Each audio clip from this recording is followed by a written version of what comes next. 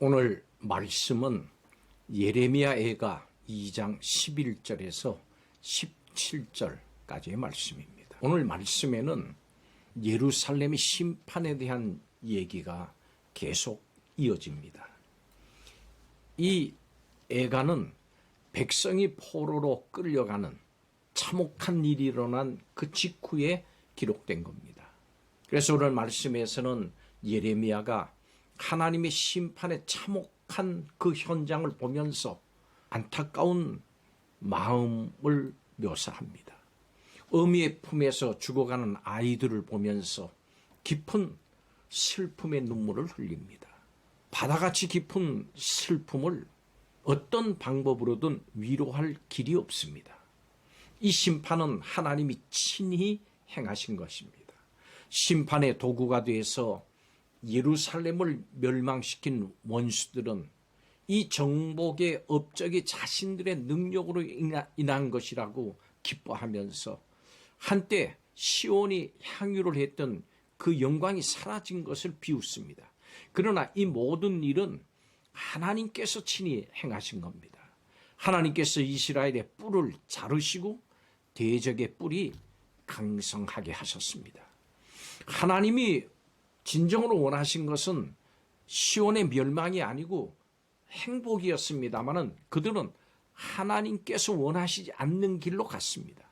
그들을 질책하고 바른 길로 인도해야 될 예언자들은 직무유기했고 그들은 헛된 계시를 받고 거짓 경고와 현혹시키는 것들만 보고 또 백성에게 전했습니다.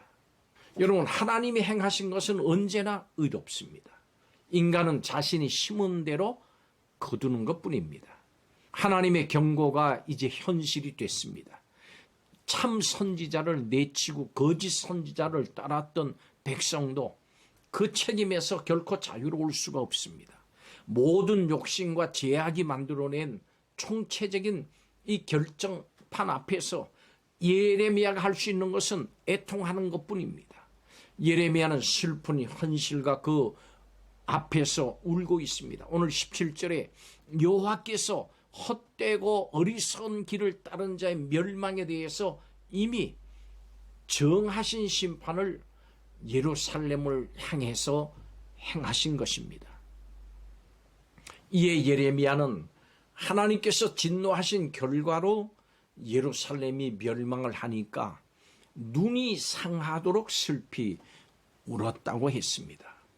우리는 하나님의 심판을 잘못 이해해서는 안 되고 또 외면해서도 안 됩니다. 오늘 말씀을 통해서 하나님의 심판은 어떤 것이고 또 왜 예루살렘을 멸망을 시키셨는지 이것을 살펴보면서 함께 교훈을 얻도록 하겠습니다. 첫째로 하나님의 심판은 위로와 회복이 불가능합니다. 예레미야는 눈물로 그 눈이 상할 정도로 심히 슬퍼합니다. 이것은 대적으로 인해서 백성이 패망을 하고 그 백성의 미래인 어린 자녀와 젖먹는 아이들이 굶주림으로 기절하면서 죽어가는 것을 눈앞에서 보고 있기 때문입니다. 하나님의 진노의 심판 때문에 예루살렘에 지옥 같은 상황이 벌어지고 있는 겁니다. 그 무엇으로도 이 예루살렘을 위로할 수가 없습니다. 예루살렘은 회복이 전혀 불가능한 폐허가 되어버리고 말았습니다. 이와 같이 하나님께서 심판하실 때 죄인은 비참한 지옥의 형벌로 인해서 슬피 울고 괴로워할 겁니다.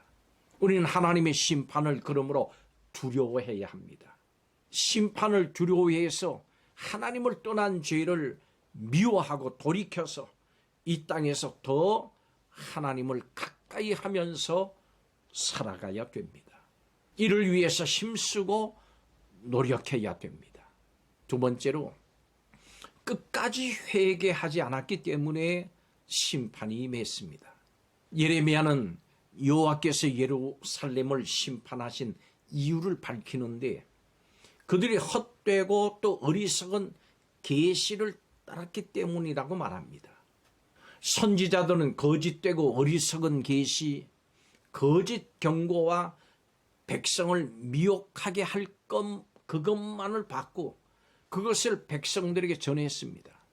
죄에 대해서, 하나님을 떠난 죄에 대해서 회개하라고 하는 하나님의 말씀을 거절을 하고 세상이 주는 거짓 평화 그리고 안정만을 기대하고 살도록 백성을 가르쳤습니다.